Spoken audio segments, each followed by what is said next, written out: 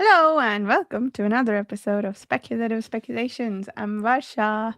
I'm Jared. And I am Chris. And this is a series where we talk about speculative stories in all their forms. We are continuing our read through of Redemption Ark. Today is going to be chapters 6 through 11.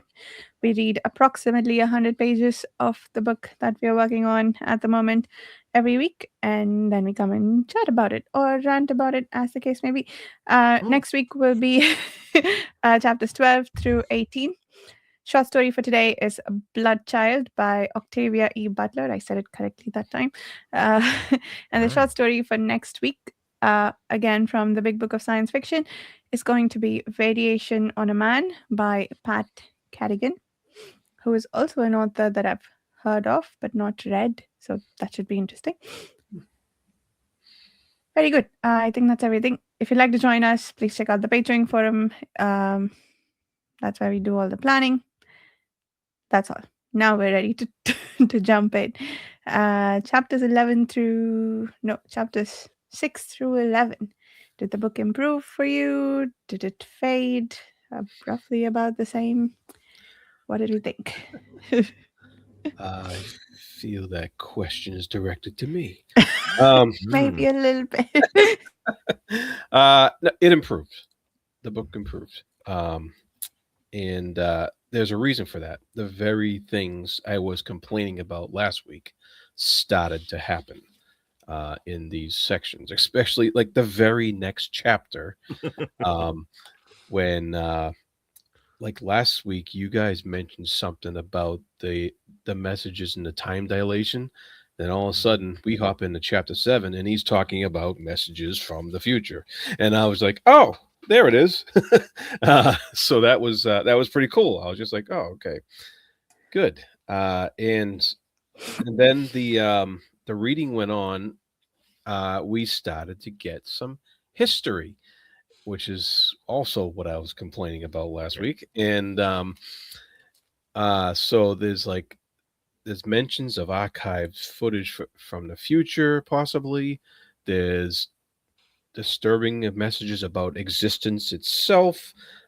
We got a little bit of characterization finally with Calvain and his relations to Felka and his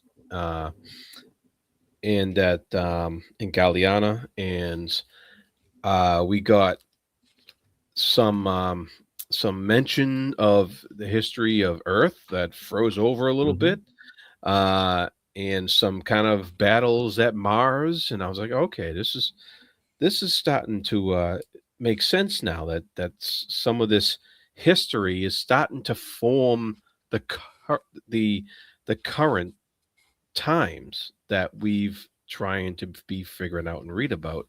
And then I think that's what I was missing. I had no frame of reference onto how we got here throughout, a whole book and the first 6 chapters of this book. And so, long time in coming, but it did come, and I was like that. And then we got a little bit more about, and the characterization, I think, of Calvain was the strongest suit for me in these in these chapters, because we got a whole look into why people thought about him the way they did, why he had reservations about joining this council and stuff like that, and you just got a pretty good picture of what a better picture of what was going on, and why the council is the council, and because they were contrasting it with his outlooks and stuff like that. And it was just I thought it was just a much better, easier reading experience for me this week rather than the week before. Interesting. So I had a similar experience, Jared, to this. I'm sort of waiting all week to talk about this because I found this actually very enjoyable, this section. I really enjoyed. Two things actually happened, as you say, almost immediately then we stepped into chapter 7 and started filling in holes right across the board, even explaining just who Sylvester was, who Curie was, over were in terms of like the new language that we have, like the Marcus and the conjoiners and all of that kind of stuff. We might have suspected for him, but have it actually laid out. And the other thing that happened for me, and it might have been just a better headspace, I slowed down my reading of this so much. It read so much slower to me and more meatier and juicy. And I wonder if my enjoyment related to the fact that I was taking much more time with it. And I was taking much more time with it because it was making an awful lot more sense. And as you say, the jigsaw pieces were fitting together for me. And all of these interrelations, even though I think it's especially with Colby, we only found out little bits of his backstory, but all of a sudden his new actions and the things that he did in these chapters were so impactful, even though we just only really had a couple of nuggets of his past and stuff, and his fact that he switched sides and all of that kind of stuff from one to the other one. And it made his defection in this just even more powerful in that point. And then basically saying screw you, and we have that relationship between the people. He brought a friend, he brought an opponent with him, and he ditched them both to go do this thing. And it sets up a really exciting kind of propulsion through the rest of the book. Plus, we also got kind of a bit more insight into the inhibitors as well, and what they're actually doing in terms of planning, which I think it'll be fun to speculate on over the rest of this episode. Yeah. I think I agree. I really enjoyed these sections quite a lot. I was thrilled when we immediately went into the time travel stuff. Not quite time travel, but like explaining what the Exordium project was. Did anybody else think that looked a lot like Blake Crouch's book? What was it? Dark Matter. The parallel universe, the representation of it as like an infinite corridor with doors and stuff. But it was pretty cool. I guess I don't know if it's inspired or if they independently came up with that thought, but it's pretty cool that it's a similar representation in both. Except like these guys can't move in that corridor; they can only listen for messages. Um, yeah, so I'm eager to see where that goes with it. I think it's implied that some version of Galliana sent a message. I think might be the one who felt evil to them, then caused them to stop building ships, which Clevain still not aware of why that is. I don't think Skade really knows either. But yeah, and then all the stuff with the inhibitors. Even Volyova and Kuri, even though I think chapter 11, most of it I didn't need that recap, but maybe it's useful if you're picking up the book after a long time instead of immediately like we're doing. But yeah, it was a fun set of chapters for sure.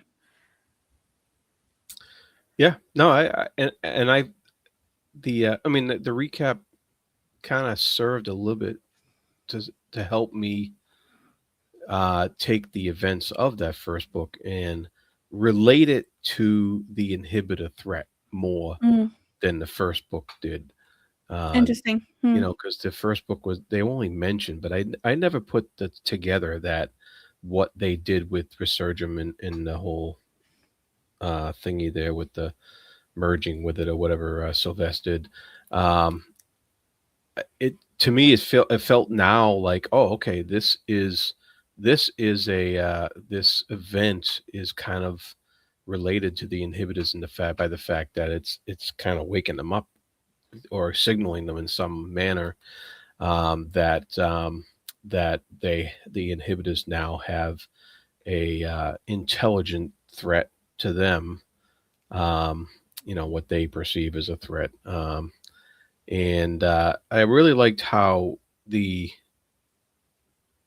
that's tied into it, and how we still don't know. But we don't know, but we get a little explanation that the inhibitors don't see things as like a straight path, like a black and white. These signals that they have, their attempts to destroy other intelligent life forms from happening it's very alien feeling.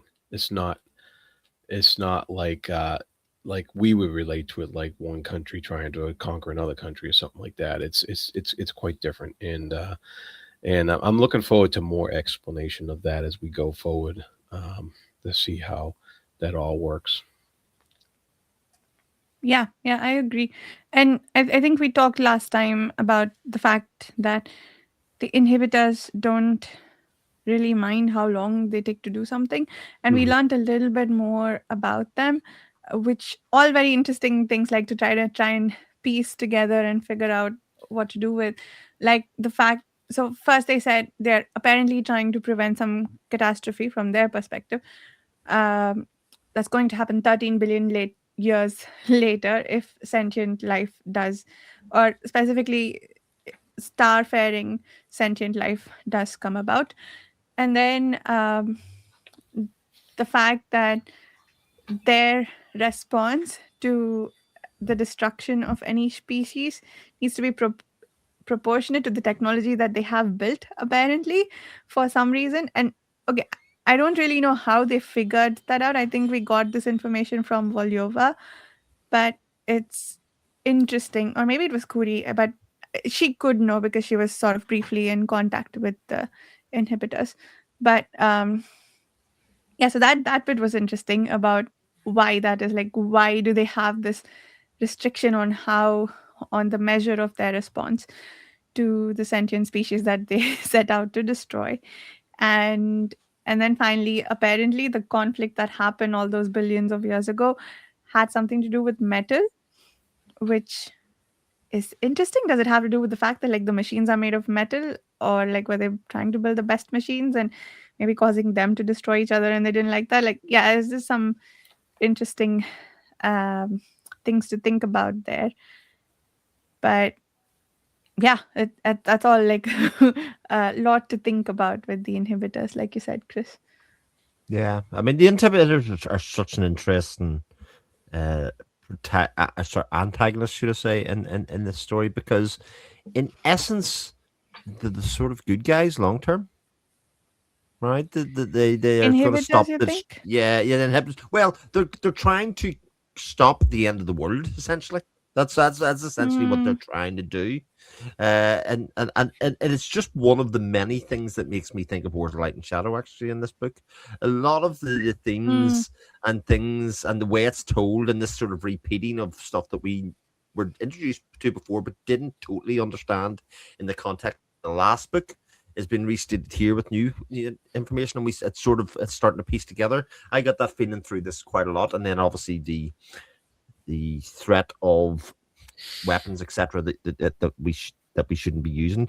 But there's no doubt that the inhibitors are also painted as the bad guys. There's no doubt they're going to destroy everybody in our that we know in our current world and all of that kind of stuff. They're going to stop.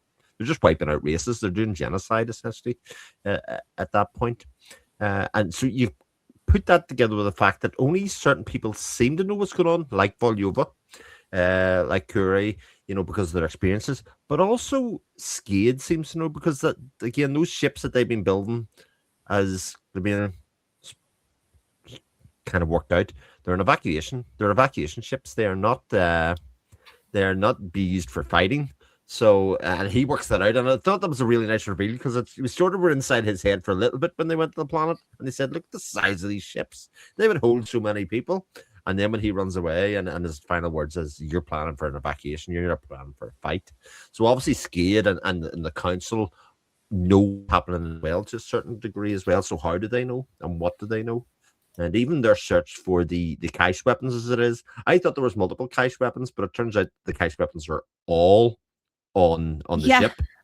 Every Yeah. single one of them is there. I thought again back to chapters 1 to 6. I thought, oh god, there's different pockets of these around the place. But then when they actually explain about the kind of 6 went missing and the one was lost, and the other 33 are still in the ship, it's like, oh crap, this is Yeah, setting up this is the a big event. Yeah. yeah.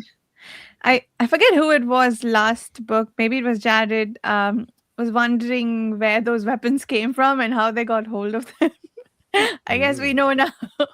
Volyova or somebody on that ship stole the weapons from, Yeah. and then built a whole. And why do they call them cash though? Like, what? is that like a weaponry term that I don't know, or like what is? Yeah. Anyway, uh, Yeah. Well, I mean, that is used for where people hide weapons or hide Yeah. or uh, or have just a certain spot that they put, like you would have a cache of weapons in your house if you had them in a certain locked up spot or something like mhm. that. But it was just interesting how I've never thought that that term would mean it would be so unique, because a, a cache, you just mentioned a cache of weapons somewhere, you're like, okay, yeah, somebody has some somewhere, Right. Yeah. but it's, in this case, it's quite unique in in the way it's being used, and that's what's different about it, I think. Yeah. Yeah, interesting. So yeah, that was really cool learning about how those weapons were made and the fact that somebody stole them. It has to be Volova, right?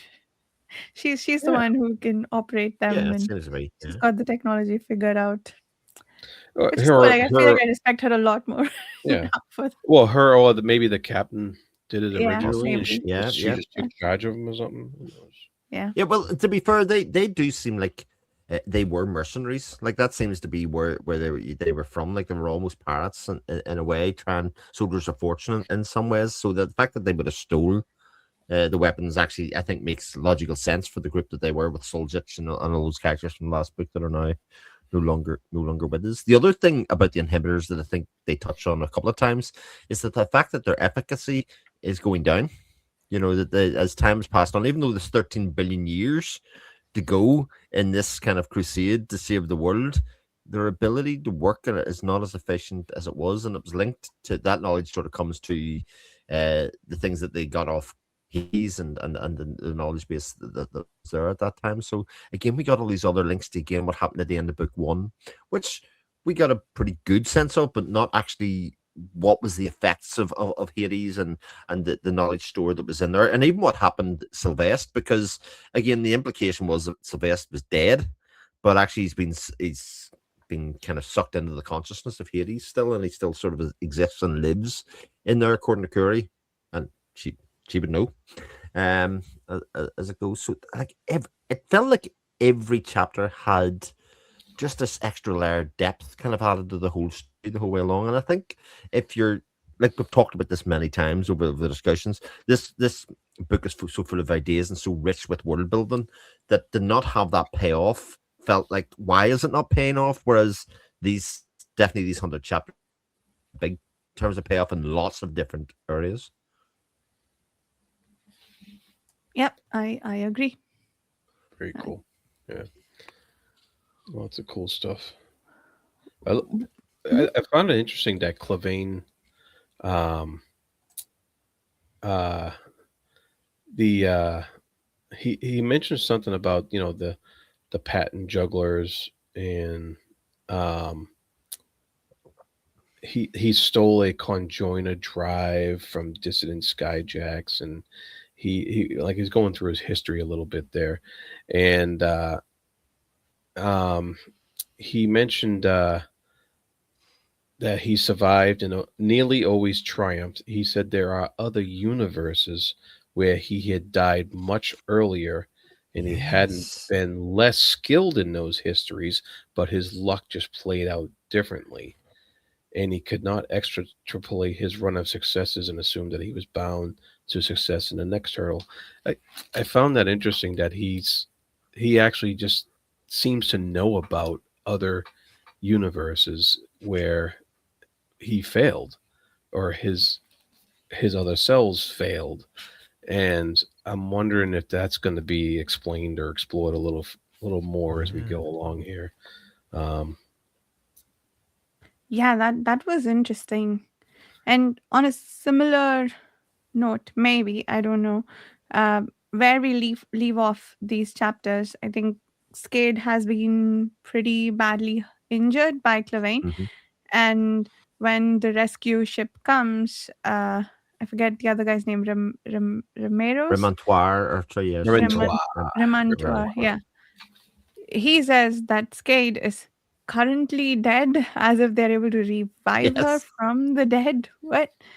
Maybe Yeah. she's got so much external memory and neural stuff that they can do that, do you think? Or I don't, Well, it's sort of implied that this race of conjoiners lives for far longer than the natural body should sustain them. That's been talked about a mm, lot of times. So again, I think you're sort of right there, Varsha, and you're kind of surmising that they're not tied to the biological body in the same way as we would be.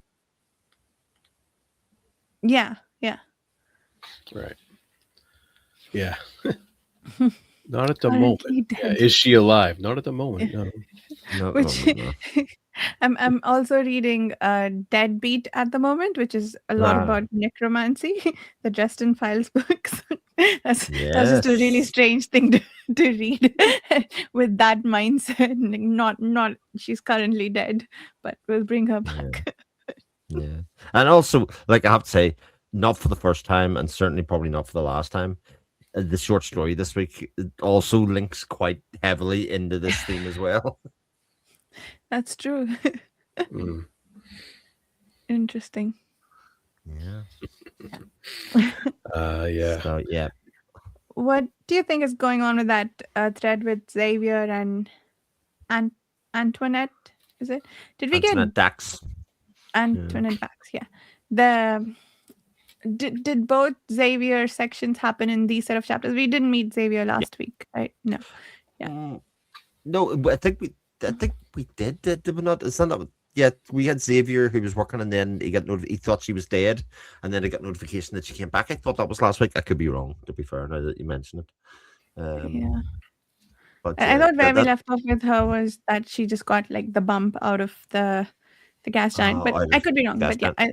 yeah. It, there was quite a lot in these chapters, so it's Yeah. possible that I'm wrong about when we met him. But yeah, that was cool. I liked that establishment of relationship, and I'm really curious to see where this thread meets the others, because we already know the connection between Volyova Kuri versus the conjoiner threads, Mm, and but this one I'm curious, maybe because Clavane is headed towards Yellowstone, and this is kind of the neutral, um this ring thing mm, is a neutral area that I guess Demarcus and conjoiners can come to. Maybe that's where he'll go, and maybe mm. that's how Antoinette gets involved. Yeah, Yeah. Maybe. Yeah. absolutely. But yes, they are like sitting on. They're on the outside looking in at the moment, aren't they? They're not seen to be involved in the main threat or anything at the Yeah. Right. moment, but they seem to have some sort of information that would possibly be helpful again. Dax's idea that she should be dead, she shouldn't have got escaped away from that, and that she was caught between the two factions. Hence, that there might be other levels to this still to explore. Yeah, yeah. Yeah.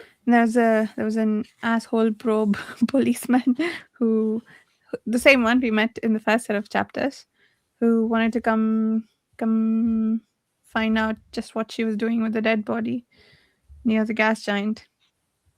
Oh yeah. That's right. Yeah. Oh, and also,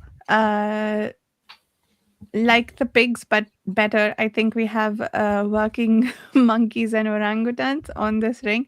I guess because they don't want machines and Yeah. allow the plague to spread. Mm. Well, that was interesting too. There was something mentioned about the machines, um, and it was something about it was Remontois saying that we managed to do without intelligent machines until now, but not because we fear them, but because we know that any intelligent entity must choose its own destiny. Like Mm. that's their Yes. philosophy. Like that's their philosophy now.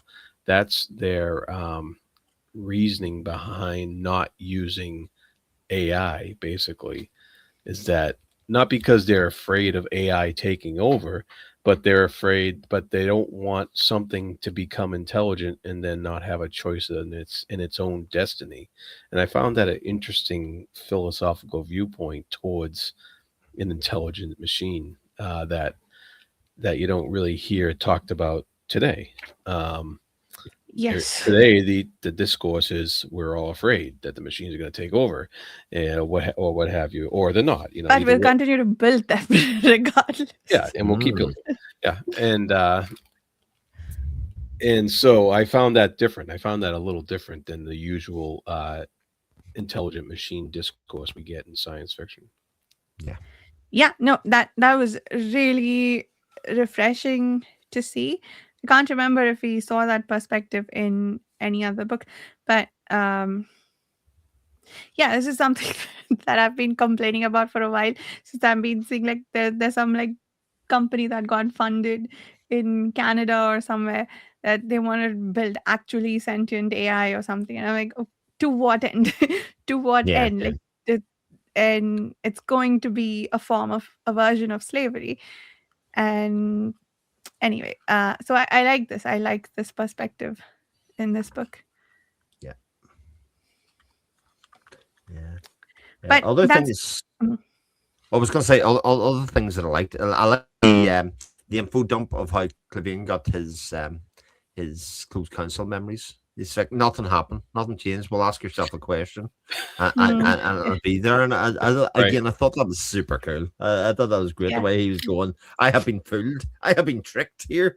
This is all a sham, and yet it was sort of revealed to him, which was excellent. Yeah. yeah. Which in some ways is so similar to yet so different from uh, a memory called Empire, the memory sharing stuff that Mm-hmm. happens Yeah. there. So yeah, it's interesting to see like similar threads how different authors do different things with them. But yeah, I was gonna say on the subject of like the sentient machines and not wanting them, I wonder if the machine is not really hatred, is it? It's a lot more objective than that. Um, if this is them choosing their destiny, or if this is the destiny that some sentient species set them on to, the inhibitor machines that want to destroy anything that becomes a starfaring culture. Hmm. Yeah.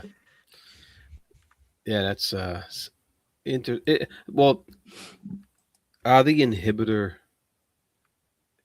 are they machines or do they have machines that they're using? They are machines, and I think it was in the previous set of chapters, they are bringing to life uh, a sentient version of the machines, but Mm-hmm. they are going to try and kill it later, like when the job is done. I think they need more input now, so they are awakening a sentient machine in some form. So like right now they seem to be pretty like programmed, and um, I don't know about free will, maybe they don't have it, but they are going to. And there was a little bit of apprehension in the fact that they were awakening a sentient intelligence. Mm. um, but it was like, yeah, we know how, we've done this before and we know how to deal with it afterwards. So they don't even like the sentient versions of themselves. And that reminds me of that short story we read. Was it called Swarm? Where like they brought about that sentient being that ate Oh yeah, yeah, yeah, um Yeah. Yeah. yeah, yeah, yeah, and yeah. And they Of didn't like course. the fact that they had to do that. Yeah, right. Because yeah. yeah, that's interesting. Yeah. Huh. So I Mm. think, yeah, Yeah. I think these are machines proper, which is interesting, which sort of begs the question, did they decide to do this? Were they sort of victims in that war that was waged by sentient species? And so they decided no more. Oh, yeah. There's It's also something interesting. so. Mhm. No, Sorry, go go ahead. ahead. Go ahead. I was saying there's something so quietly sinister about the way they are going about whatever they're doing or in the Delta Pavonis system. Like just moving the material of three worlds over to a gas giant. Just Yeah, that was the cool. scale of that. Yeah. Yeah, I like that bit because actually I think there was sort of an implication that they were sort of all powerful and would just come in and just wipe people out. With sort of technology, is there's a systematic of almost mechanical method to how they're gonna achieve this at the moment, and in some ways it's both more interesting and more sinister in some ways because. I actually thought they were going to take the moon apart and just basically knock the planet out of orbit. That I mean that's sort of what I thought was. kind of going to happen there, but obviously they're doing something different. They've hollowed out the moon, and Yeah. left it in place, and it just again it's very physicsy, isn't it? The whole book, every problem and every kind of solution is like you could figure this out Yeah. Speaking of if you were hollowing smart out, enough. yeah. Yes. Yeah. I'm far away. But speaking of hollowing out moons, do you remember the image that Cade put in Clevane's head and they were talking about the wolves? It was by way of explaining something or as a metaphor for something, but I didn't quite understand what she meant. And Clevane seemed to get it, and like um I think she showed a hollowed out planet as an image to Clevane, but I couldn't figure out what that was about. Yeah, Hmm. I can't remember. I can remember that either. There, Yeah. there was a vision definitely there implanted, but again, the way that this has been going so far, I expect that will come back Mm, when it's Uh, more relevant, kind of going forward. I think this is he did it enough times in these couple of chapters to tell me that this is going to be his form of storytelling. Kind of give a little bit of a hint here that you could figure it out, so that when it comes back around, you're kind of in it. But I don't think he's in the game now to leave people behind at this stage, even for as complex and stuff that it is. I think his storytelling and the way that he's doing his info dumps, because again, you talked about this last week, Bars, a very valid point that they just felt very info dumping. I don't think there's any less. In fact, in these 100 pages, there's probably more info dumps in this case, but it felt more connected and relevant to the situation at hand, and therefore it was enriching rather than frustrating, I think. yeah. yeah, I think I agree with that. There were quite a few stopping to explain, but I did get a lot less frustrated with them because I think things were moving. We weren't just like introducing characters still while making all these other info dumps. We were actually like doing things and going places. So I think, yeah, that part was fine. Trying to think what else happened here. They went to that comet. The master of the works was fun to meet his aversion to humans, and then it's like they slashed the the rubber on the continent on the comet. I think that was holding Yeah. them down. There's the whole thing that happened back in the ship with Voljuva and the captain. That kind of thing. She was busy talking to Void, but it's sort of getting this kind of. Was she getting responses back? Was she not getting responses back from the captain? Yeah. It was kind Oh of yeah. almost like the ghost of the Oh ship. yeah, that's right. Yeah. In some way, she had in her own head, she was getting affirmation by the servitors coming to help, and then them stopping, and then the anger of the captain through the ship. And again, it was almost like a haunted ghost ship, wasn't it? I kind of thought rather than necessarily anything to do with space, it felt very inspired by that classic ghost fairy tale of the Dead Sea Captain, and that kind of stuff. And again, it was very cool. This idea that she needs to placate the captain to get him to do the things. The captain's in control of the cache weapons, and she needs to make her point to him. And so it's almost like it's interesting having somebody with power in the story that isn't a character in the story. All Yeah. they did was No, blow Yeah. wind. I found that very interesting. The whole captain situation with with that ship and stuff. Because I found it was hilarious that the servitors were bringing her like cigarettes or whatever, and and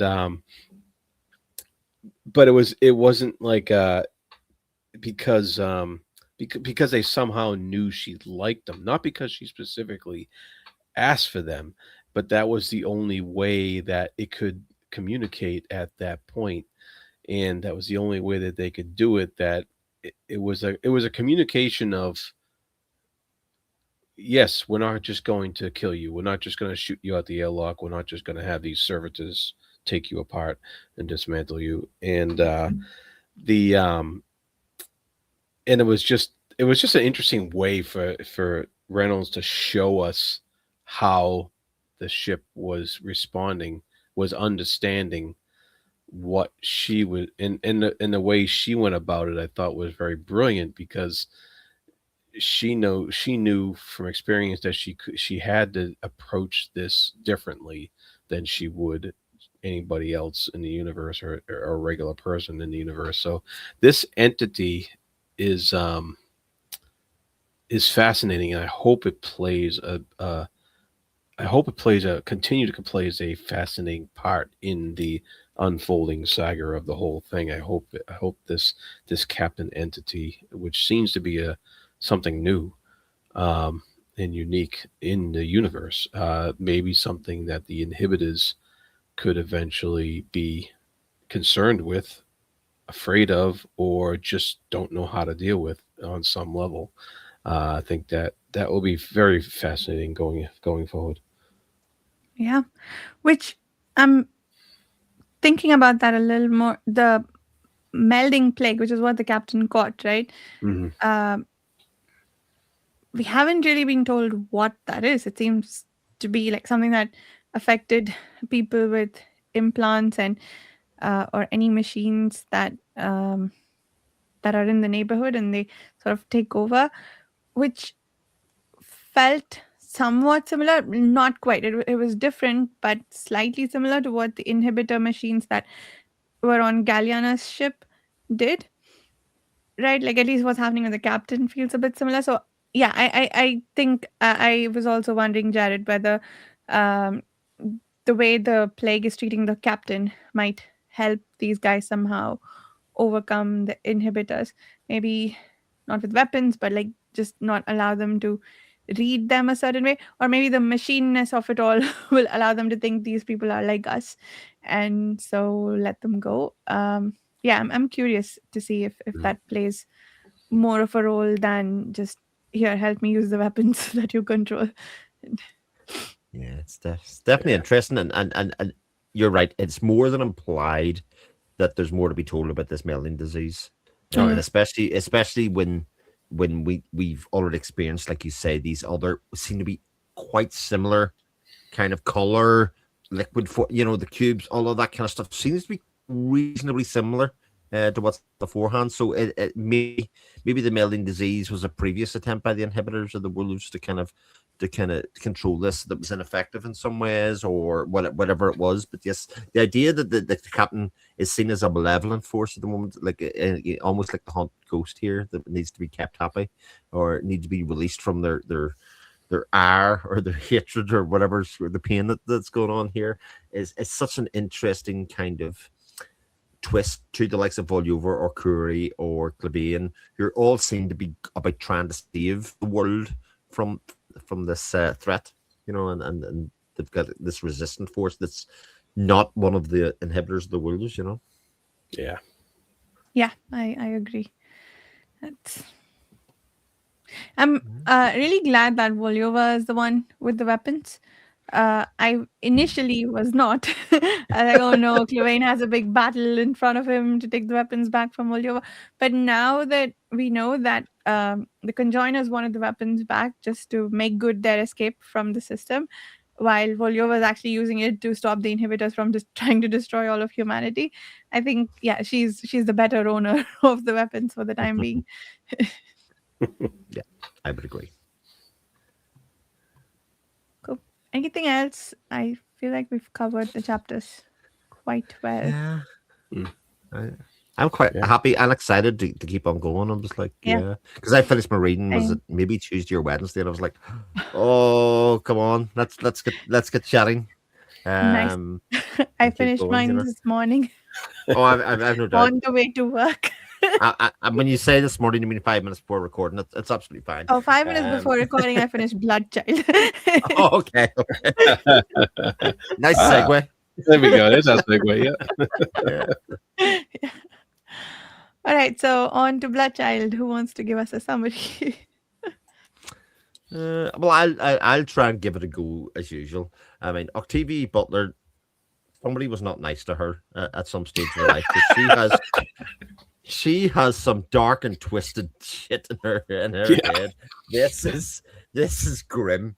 Uh, I will preface it by saying I think it's really good because it takes us on a journey. So the story starts with basically a group of people kind of gathered together eating what is called sterile eggs, and the sterile eggs gives them sort of longer enhanced life, and all seems good except the mum's not eating it. The mum's not eating it, and it seems at the start, and I think this is what's clever, that she is letting the children have it to her own kind of downfall or otherwise. But then we get other characters come in, and all of a sudden there's like a darkness descends upon the story as they go out and find an animal and kill it and bring it home. And there seems to be a tug of war of when they're confronted with the animal. There seems to be like a hierarchy within the family or a secret set of rules that we don't know about. And all of a sudden, people are getting sliced open from top to bottom, from throat to anus. I think it's described in the book and the story. And these leeching and creatures are within the thing that are growing inside that are going to eat the person from the inside out, and the calf or the animal that they found is actually to give it something to feed on. And what we get is a horror story basically about humanity has arrived on this planet and has become the subject in a prison for this other race. That almost is being painted to the humans as being like a partnership, but it is not. It's a subjugation of them using humanity to breed, and there's lots of inner workings of that relationship, like that are really explored in here. Like we are on a hell of a run of stories in this short story fiction, um, but because this, as dark and deep as it is, has so many really deep and meaningful and questioning things that it's asking about in it, and it lived up to the billing of being an Octavia E Butler story. I definitely felt so. Yeah, this was a story of a small segment of humanity escaping from humanity Mm-hmm. for some reason that was brought up and becoming domesticated animals for an alien race. Absolutely, yeah. And it was horrifying. I was just like, wow, I'm reading this at work, and I'm like, wow, this is horrifying. Me too. And some of that was while I was eating lunch today, and Yeah, me too. Oh, And I was like, I'm reading lunch, and then I'm reading about these slugs eating somebody from the inside out, and I'm just like, oh man, I'm yeah, I losing gotta my stop appetite. eating for a second. Uh, but yeah, it was powerful. It was yeah, well, when it's because it comes at you with the kids. mhm, That's the problem. You're getting a lot of their viewpoint, and you're getting you know like this, just these statements like my mother was at her most formal and severe when she was lying, and mm, that holds a lot of weight for a kid absolutely. to point that out, because the mother's not lying to be malicious. The mother's lying to protect the kid, and we know that as the reader, but we also know how kids can take that, and there's That's so right. many levels of that. There's so many levels to that, like psychologically, and just the heaviness of that, and it's man, like, and how the mother says nothing can buy him from me, and you get, because so you get this sense that this lack of freedom Yeah, that these people have, just from all these little statements they sent and all the hints she's giving, doling out to us, and then eventually we start learning about the situation, and the how one of the kids was the son wanted to run away, but he's in a preserve, and yeah, it's like running in a cage, and just the heavy weight of the lack of freedom is like Butler's one of Butler's big topics on yeah. all the stuff she writes, and it's no different here. It's, man, this story was a gut punch. Yeah, and I love how she frames. part of the deal that humanity has at the moment as a positive, because again, they talk about their father, the fact that he wouldn't have been their father and wouldn't have fathered them if they hadn't had his life extended 4 times, which Yep. we know what that means, Yep. if that makes sense. Then you have, God, the horror of the lovemaking scene with the alien. Oh my God! Just after you've had the person cut from throat to anus, I'll say it again. Like, oh my God, it's absolutely horrific. And the blood-seeking leechy worms and parasites and that kind of stuff. We then get this kind of them getting impregnated, and then classic Butler for all of the horror that's happening in the actions. The real horror is the choice that young person is asked to make about offering themselves up to be a subject, and not the brother and not the sister, especially because he initially kind of forces it on the sister, and it's that is the real, uh, you know, five finger punch in the gut that you have to kind of go is the acceptance of him, of that person saying, no, it has to be me. And also the fact that actually probably in this world they don't do it with the females so that they can breed more humans, Yeah. the males to do it on. Again, it's not said out loud, but I mean it's implied that this is what's happening at this stage. And the kind of we have the threat of a gun with the click and all of that kind of stuff in the background. It's so multi-layered. It is so rich and deep. And as we've said numerous times, it's utterly horrifying. Yeah. And and the conflict of the mother, who seems to really like and respect this alien creature that she grew up with, but also she has to give up her son to him. Like, I guess that conflict of the Mm. affection and the potential loss of her child, I think, yeah, that was really brilliant too. We didn't get a lot of screen time, so to speak, with the mother, but Mhm. even just the amount that she was on there with all her feelings like laid out like that, I think that was brilliant too. Yeah. It just it's in the simple statement of the alien. You know, there is risk in dealing with a partner. It's like, really? uh, just like saying that is you know, there's like you said, it's multi-level. It is, of course, there's risk in dealing with a partner. That's in real life. You know, Yeah. you get into a partnership with somebody, and there's always going to be some sort of risk. But this is just a whole nother level of risk. You know, like you said, the mother grew up with this alien, and there's a relationship there, and now the risk is so much deeper than your typical um, relationship that we have as people, and it's just incredible, really incredible. Yeah. Like I know we've read so a bit of Butler's work. I can see why she definitely wouldn't be for everybody, because I think even in this short form story, this 10-page story, is an awful lot to stomach. There's absolutely no doubt that, in fact, it causes a level of introspection in how we treat animals and all of that kind of stuff in a way that an awful lot of people won't be comfortable from that point of view. Never mind the horror of the story. But she knows how to evoke emotion in a reader. Like, holy shit, she hits some rough nerves. Yeah. And it's interesting that humans are the domesticated animals, because Mm. all the description at the beginning of I forget the name of the alien.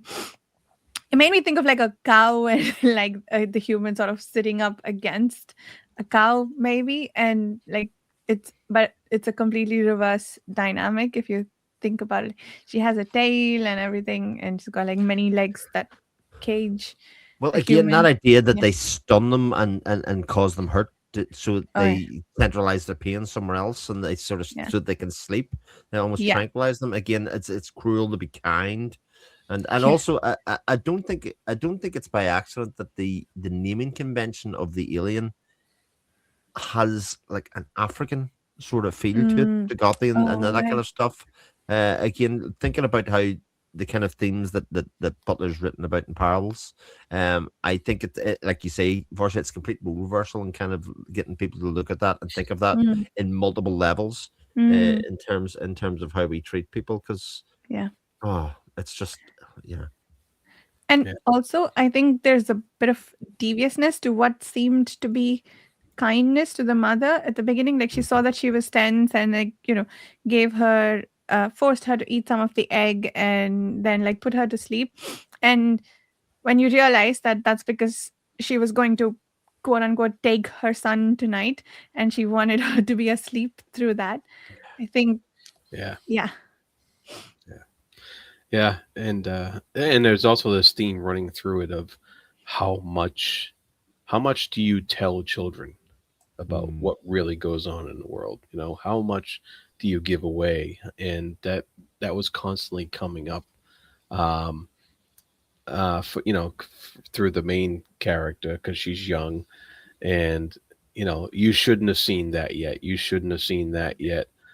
And then it's like, well, at what point is it okay to see that? At what point, uh should she have been exposed earlier so that she was more used to it? And those are those questions that we struggle with all the time, just in everyday life. And in this situation, it also could be related to, like slavery in general. Like, yeah, when a kid is born into slavery, how soon do you tell them what they are? And so it's uh, very deep, very powerful. Yeah. Yeah. yeah. I don't think I was emotionally ready for it. I should have been. I should have Given known what that was it was a happening, but Butler story. Yeah. it was Butler story. But once I read the first page, I went, "Oh, right, this is going to be about eternal life, or Yeah. something." But no, it wasn't. Oh no. Yeah. Okay. So, I think that's everything for tonight. We will continue next week with chapters 12 through 18 of Mhm. Redemption Arc and Variation on a Man by Pat Carrigan for our short story. Thank you so much for listening, and we'll see you soon.